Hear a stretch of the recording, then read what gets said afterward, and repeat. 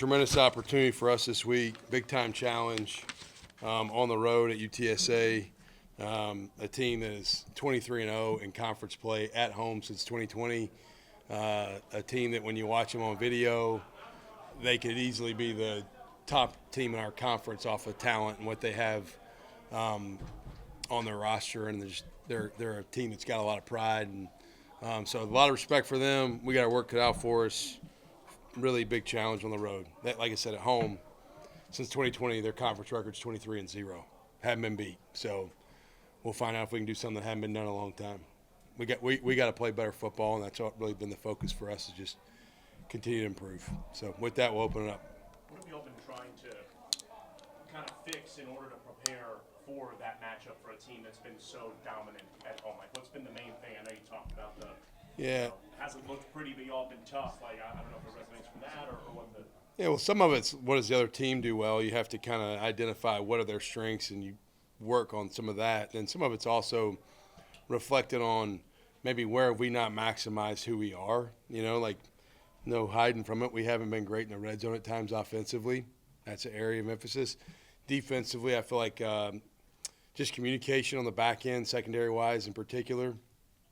We got to play cleaner and communicate at a higher level. Those are probably the two biggest emphasis we've had internally, just structurally, that we have to improve upon. So you mentioned yesterday you were pleased with Army not allowing the chunk plays. You've been a lot better this year to not allowing rushing plays, and UTSA's had a ton of them this year. What do you feel like has been the difference in your defense this year? Yeah, UTSA's been really good at it. Robert Henry, this running back for them, number 3, wow. He's been, like, phenomenal. 11 hats to the football. You're not going to fit everything perfect. Overlap on defense, second and third level players overlapping maybe things that don't fit right. And then, being sure tacklers. Leveraging the ball properly is a big deal. If you're supposed to be outside, be outside. And so I think those are big components to it, and straining. I think when you watch great defenses, you watch their effort to the football, and it's non-negotiable. And so I think when we've played good defense, that's kind of presented. When we not play our best, that's presented the wrong way. Yeah, I might as well get the elephant in the room out of the way. What's the elephant in the room? Because you I'm talked LSU's vacancy and you're being linked to it for yeah. I'll say this, and Jeff, I love you. I love all y'all for being here. Y'all cover our program. I'm grateful for it. You got a job to do. You got to ask that question. I got a job to do. It's to coach the Tulane football team. I've dealt with it every year as a head coach. I understand it comes with the territory. I get those questions because we're having success. That's about our players. And the coaching carousel to me is not even a thought because we're in the mid-season phase. So whatever somebody else wants to do, another program wants to do, what people want to speculate, they're free to do that. UTSA has my 100% focus. Our team playing the best it can has my 100% focus. We haven't played our best yet. I'm a little bit urgent and nauseous and fear complacency because we haven't played very good yet. And so whatever's going out there in that world, that's great for people to speculate. Man, just like you got a job to do, you got to ask me that question. I got a job to do. It's coach this football team. Have you addressed any of this with your team, though? Yeah, so that's a good question. In the summer, we did a speaker series. Kellen Moore talked to our team. Michael Parrington talked to our team. I had an NFL agent talk to our team. I had a financial planner talk to our team on Wednesdays during the summer. At the end of July, the guest speaker was me. I talked to our team, and I said, hey, guys, here's the deal.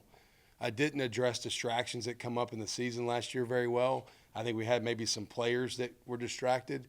I'm never distracted. I'm so freaking micro-focused on how do we just get a little better every day. But I pulled back the curtain for our team, and I said, guys, there's coach movement, there's player movement, our players got agents now, right? We're the NFL. So we got more player movement now than the NFL does. The NFL, those guys have binding contracts, right?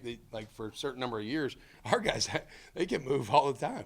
And so what I discussed with our team this summer in late July before we started training camp is like, man, if you're in this room, you're all into this team. Coaches, players, everybody. Like through the season.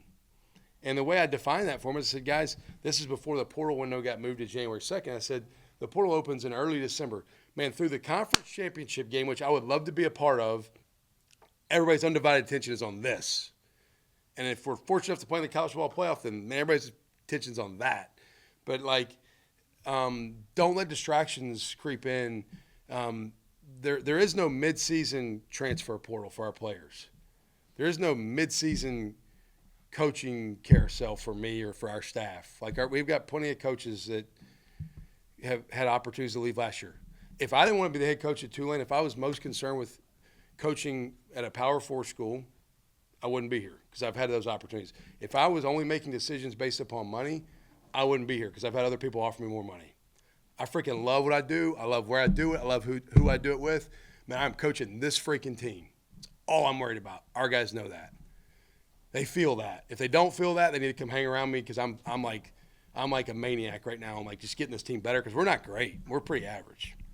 Do you think that last year, because I mean obviously you even just mentioned it, dealing with this last year as well, do you think that provided maybe like a learning experience of how to attack it, just the whole situation with the guys? Maybe a little. You go through experiences and you hope you learn from all of them, whether it be a game or anything in life. I hope I try to learn anything I can from any situation. So I think you learn some stuff. I don't want to address the stuff with our team in the season very much. So my way of addressing it to them is looking them in the eye and going, hey, no distractions. Everybody good?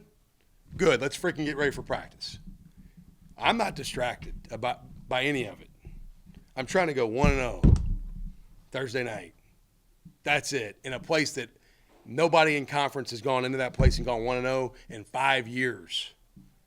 That's got my focus fully. They're noisy. I mean, it's noisy in that stadium. Yeah. Can you address that? Yeah, we've practiced with crowd noise for a couple of days. Today was a walkthrough day, so we didn't. We'll have it back out tomorrow. I think they pipe some noise in. I think they do a good job. They do. If you watch like the European soccer or whatever, and they got those little sticks people bang, they got those things in the stadium. So they make some artificial noise, kind of like at Mississippi State. You play, and they got the cowbell. It's a way to create more noise. I think they may pipe some in through the speakers. I don't really know. I don't think it's legal. I don't think anybody's investigating it. We just got to be ready to deal with it. So we should be prepared for it, hopefully. But I think that's helped them create a home field advantage for sure. It's been loud there for people. You mentioned Robert Henry and just how good he's been. Is it the explosive plays or what is it that's like allowed him to have a special season so far? Well, I think the big plays stick out. He's had, I think, 4 runs of maybe more than 70 yards, if I'm not mistaken. I don't know the exact.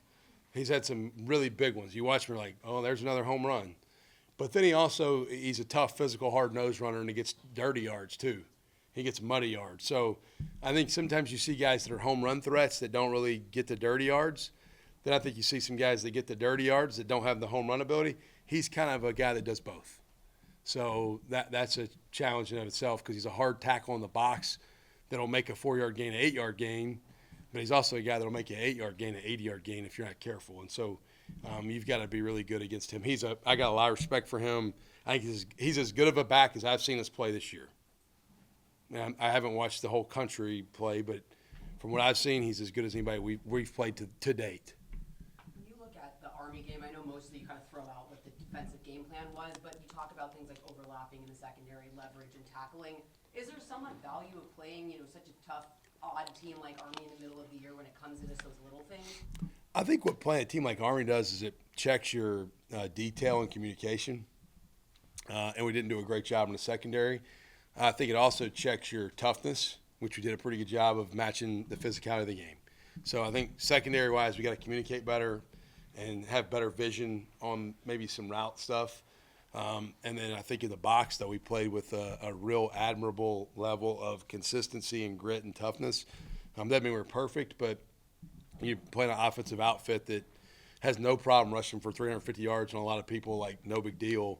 And I think we answered the call on a lot of the run game stuff. Where I was probably displeased was just depth and vision and coverage and those sort of things, and communication on the back end. Chris Rogers had a huge game. Yeah, he did. How much? I mean, it wasn't that big a surprise with what he's done, but how much has he developed this year? You know, it's been cool to see Chris grow. He's been with me since a freshman. He came to Troy.